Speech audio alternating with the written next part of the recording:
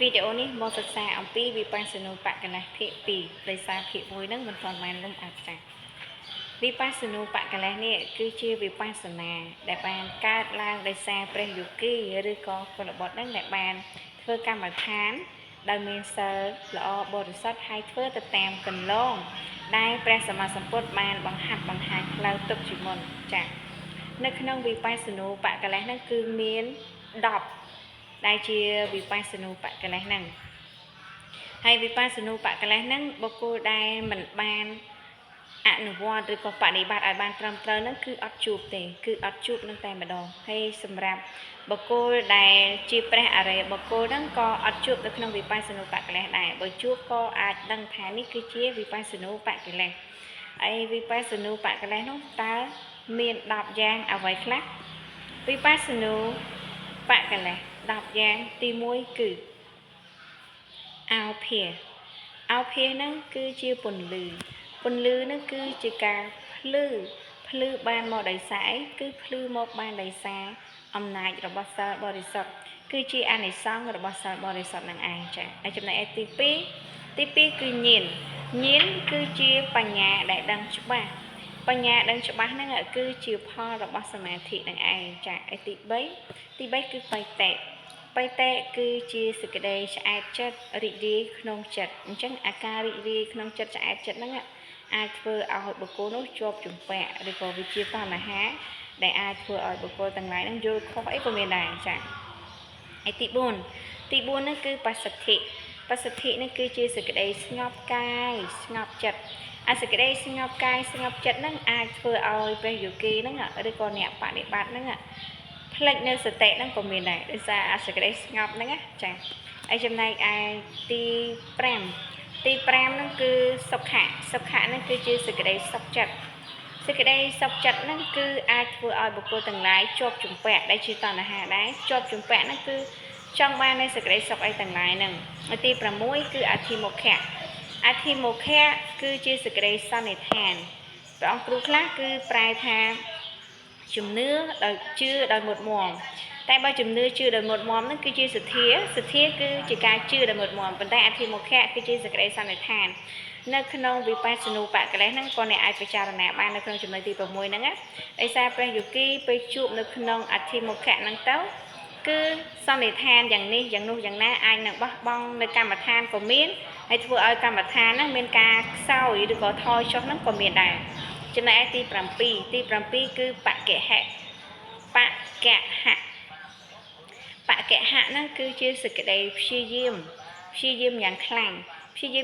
នឹងអាចធ្វើឲ្យព្រះយោគីហ្នឹងកើតទៅជាមីនះទៀតក៏មានដែរចំណែកឯទី8គឺឧបដ្ឋានៈគឺជាសតិដែលប្រកបដោយវិបស្សនាគឺជាបញ្ញាដែលខ្លាំងហ្នឹងគឺអាចធ្វើឲ្យបុគ្គលហ្នឹងកើតទៅជាទិដ្ឋិទៀតក៏មានដែរដោយសារគិតថាខ្លួនឯងហ្នឹងអស្ចារ្យជាងគេអីចឹងណាហើយចំណែកឯទី9គឺឧបេក្ខាគឺជាចិត្តដែលកណ្ដាលប្រងើយ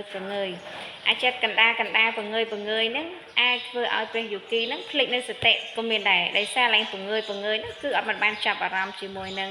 សតិខ្យល់អីចឹងណាចា៎ហើយចំណែកឯទី10គឺនិកន្តៈ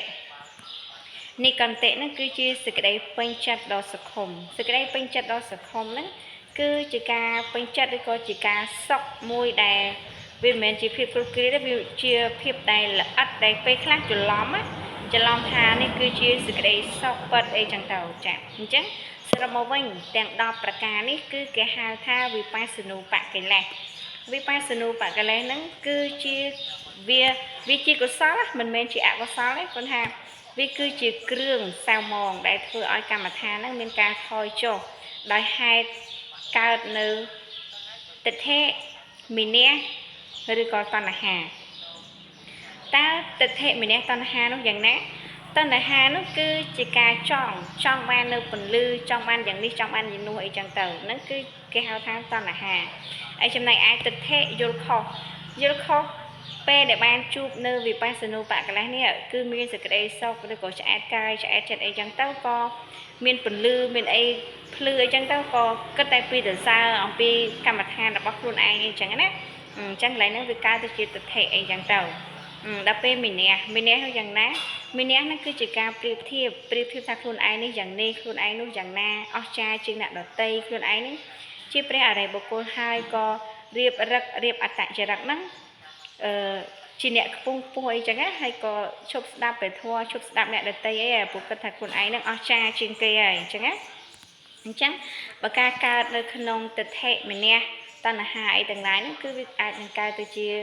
អកុសលវិញណាអញ្ចឹងប៉ុន្តែបើធាតុពិតរបស់វិបស្សនូបកលេសហ្នឹងវាមិនមែនជាអកុសលទេគឺវាសិតតែជាតួកុសលទាំងអស់ដោយសារវាជាកុសលហេតុទាំងឡាយនោះកើតសិតតែជាកុសលហើយបានជួបសិតតែជាបុគ្គលដែលសន្សំនៅឧបនិស្ស័យទើបបានជួបនៅក្នុងវិបស្សនូបកលេសហ្នឹងបើបុគ្គលមិនបានសន្សំឧបនិស្ស័យមកល្អឬក៏ប្រសើរទេក៏អត់ដែរអញ្ចឹង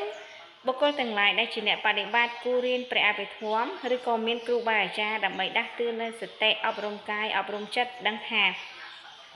សភាវៈដែលយើងជួបដល់កន្លែងណាហើយត្រូវធ្វើយ៉ាងណាលះយ៉ាងណាបដិបត្តិយ៉ាងណាវាជាផ្លូវមួយបើយើងជួយគេមិនបានក៏ជួយខ្លួនឯងគិតថានេះគឺជាផលដែលអាត្មាឯងបានជួបហើយនេះគឺជាអ្វីដែលអាត្មាឯងត្រូវលះមិនត្រូវជាប់ជំពាក់ទេអញ្ចឹងនៅក្នុងវិបស្សនូបកលេសនេះសរុបមកវិញវាសិតតែជាតួកុសលប៉ុន្តែយើងត្រូវពិចារណាកុំឲ្យជាប់ជំពាក់នៅក្នុងអ្វីដែលយើងជួបមិនថាពន្លឺមិនថាអ្វីទេគឺព្រះអង្គគ្រូតែងតែឲ្យបុគ្គលទាំងឡាយឬក៏ព្រះយោគីទាំងឡាយហ្នឹងលះចោលនៅពន្លឺទាំងឡាយហ្នឹងដោយសារអំណាចនៃសិលអានិសង្សរបស់សិលទៅធ្វើឲ្យបុគ្គលទាំងឡាយមានពន្លឺភ្លឺហ្នឹងបើសិនជាយើងចាប់យកនៅក្នុងកម្មដ្ឋានឲ្យជាប់នៅក្នុងពន្លឺនោះយើងនឹងភ្លេចសតិឯងកាលណាបុគ្គលទាំងឡាយភ្លេចនៅសតិធ្វើឲ្យកម្មដ្ឋានហ្នឹងមានការថយចុះអញ្ចឹងនៅពេលដែលកម្មដ្ឋានចាប់ផ្ដើមថយចុះអាចនឹងកើតទៅជាអកុសលអីផ្សេងអាចនឹងឲ្យយើងនឹងចាប់អារម្មណ៍នៅសភាវៈនៃកាយការចុកការណែនការរយអីទាំងឡាយអីចឹងទៅក៏រវើរវាយក៏រើភ្នែនអីទាំងឡាយចឹងទៅហើយនេះក៏ជាបទពិសោធន៍មួយដែលបានជួបខ្លួនឯងតិចមិនមែនច្រើនជួបខ្លះមិនមែនច្រើនហើយក៏ពេលខ្លះក៏វាមិនមែនជាអ្វីដែល